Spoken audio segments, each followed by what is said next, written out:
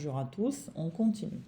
Donc, je vous ai enregistré un cours sur Google Analytics et je pense que ça va être très utile pour la plupart d'entre vous parce que d'après ce que j'ai compris lors des précédents cours, vous n'utilisez pas Google Analytics systématiquement. Sûrement, il doit être configuré chez vous, mais peut-être c'est quelqu'un d'autre qui s'occupe de statistiques, d'analytics, etc. Mais bon, quand on commence le métier de marketeur, de web marketeur, il faut maîtriser cet outil parce que c'est un outil par défaut, c'est un outil gratuit. Il y a la version payante, mais la plupart des sites sont sur Google Analytics gratuit. C'est un outil qui se développe et d'ailleurs, il y a une nouvelle version qui se déploie largement qui est Google Analytics 4, pour le moment pas tout à fait finalisé, mais voilà, il faudra regarder cette version, la nouvelle version à venir également. Mais aujourd'hui, on va se focaliser sur Google Analytics Universal, donc la version de Google Analytics qui est aujourd'hui utilisée par la plupart des sites. Et donc j'imagine les vôtres aussi. Alors, donc, je vais faire ce cours sur un exemple d'un site qui est un site B2B, hein, donc DSN+, c'est un site de logiciel, une application pour les RH et pour les CSE. Voilà, donc c'est-à-dire là, on va parler plutôt du secteur B2B, mais n'importe, B2B, B2C, Google Analytics va être utilisable dans tous ces cas. Je vous demande donc juste d'adapter ce que je dis à votre cas concret. Alors, donc déjà, commençons par Google Analytics, le menu. Donc, même pas le menu ici à gauche, mais d'abord par l'administration plutôt. Donc, l'administration de Google Analytics consiste en 3 niveaux. D'abord, il y a le compte, après il y a la propriété et la vue. Quelle est la différence? Pourquoi il y a toutes ces 3 colonnes différentes donc? La première chose, c'est le compte. Administration au niveau du compte. C'est quoi? C'est Google Analytics. C'est le compte Google Analytics que vous avez créé pour votre entreprise, pour votre groupe, pour votre société en général.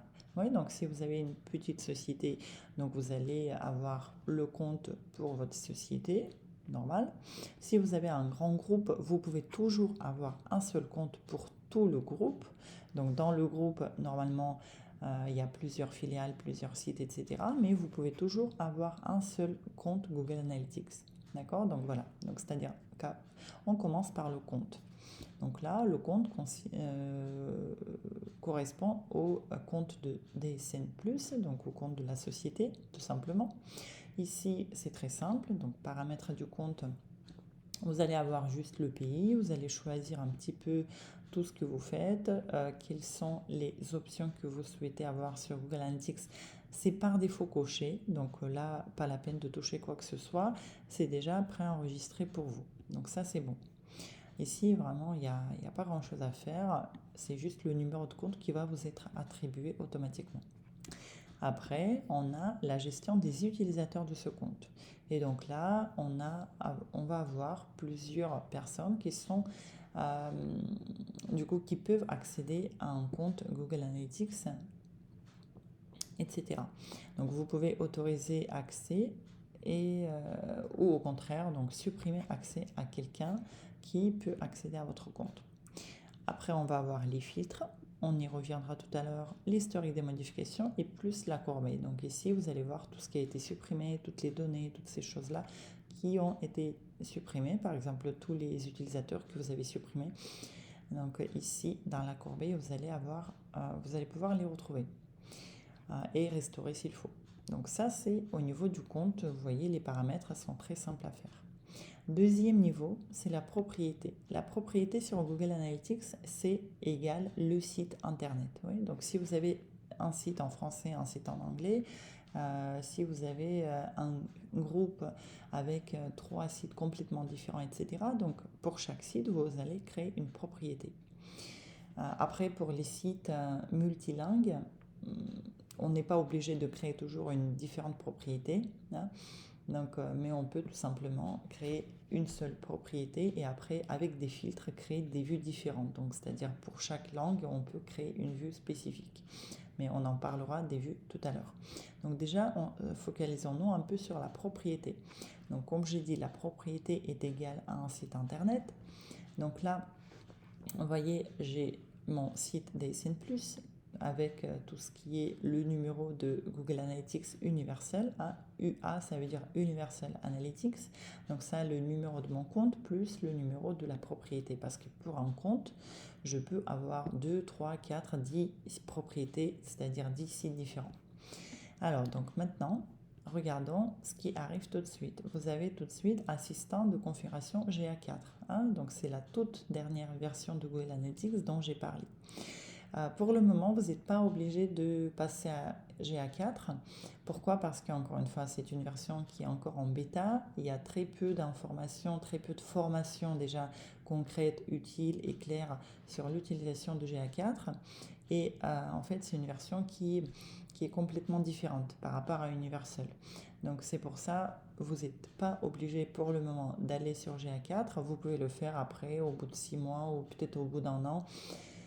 Personne ne va supprimer Google Analytics Universal tel qu'il est aujourd'hui. Hein. Vous pouvez passer d'un compte d'une version à l'autre de façon assez simple, donc vous n'êtes pas obligé de le faire tout de suite. Pourquoi? Encore une fois, je dis parce que tout simplement, actuellement, on manque d'informations sur l'utilisation, sur les bonnes pratiques, etc. Donc, patientons un peu, qu'il y a le plus d'informations possible pour basculer sur GA4. Mais pour les plus curieux, vous pouvez le faire.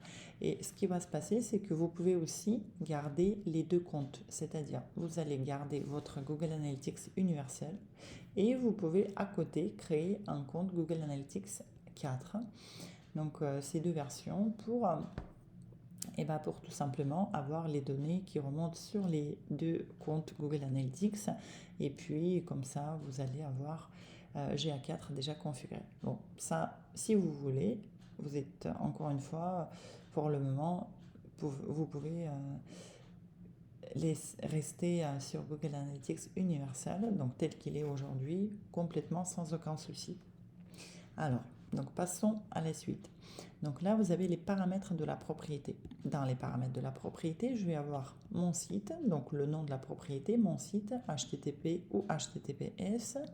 Donc là, l'URL du site. La vue par défaut, donc la vue, c'est toutes les données du site web par défaut. Donc c'est-à-dire, je vais avoir accès à toutes les données du site dès que je me connecte à ma propriété. Et ainsi de suite. Donc là, le reste, tout ça, c'est des choses qui sont paramétrées par défaut.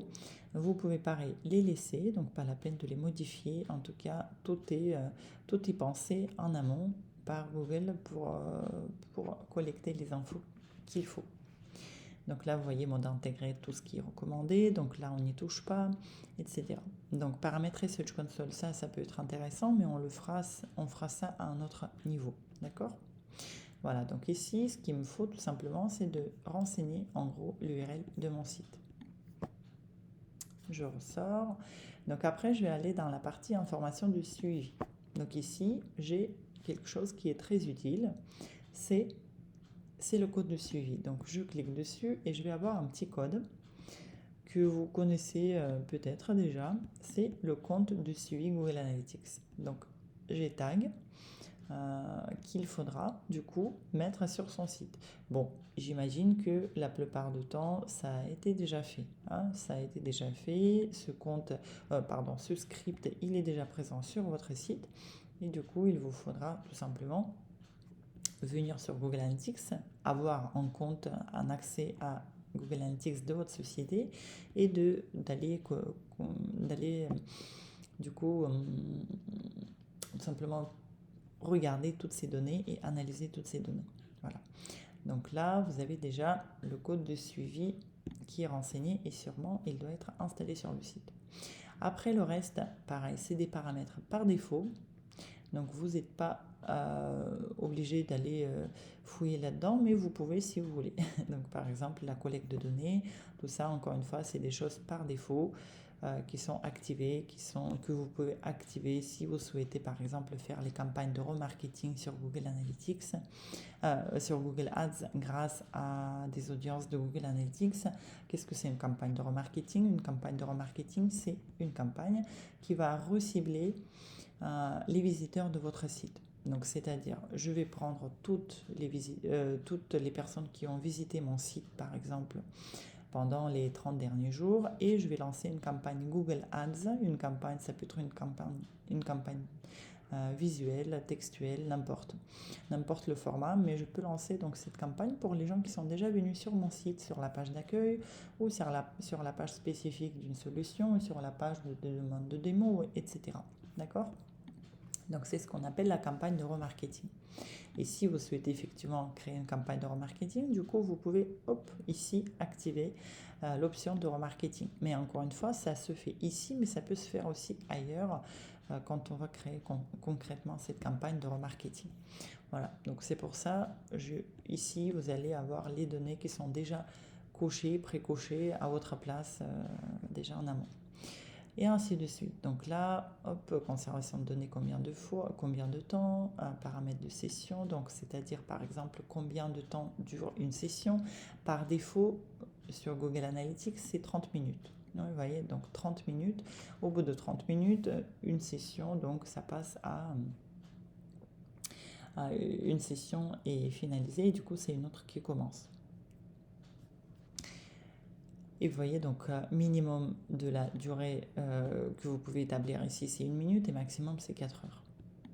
Et ainsi de suite. Donc, hop, on va sortir de là. Et normalement, donc là, on peut aussi regarder les historiques des modifications au niveau de la propriété. Mais sinon, le reste, encore une fois, comme je dis, c'est des choses par défaut qui sont préenregistrées déjà par Google Analytics. Donc ça, on laisse cette partie. Et après, donc demande de suppression de données, pareil, si vous souhaitez supprimer quelques données de Google Analytics, des données, ou imaginons que quelqu'un, par exemple, votre client demande que ces informations soient complètement supprimées, donc là, vous pouvez créer une demande de suppression de données. Mais bon, c'est pas quelque chose qu'on fait très souvent, donc ça existe et ça se trouve ici si jamais il vous faut. Maintenant, passons à autre chose qui est association de produits.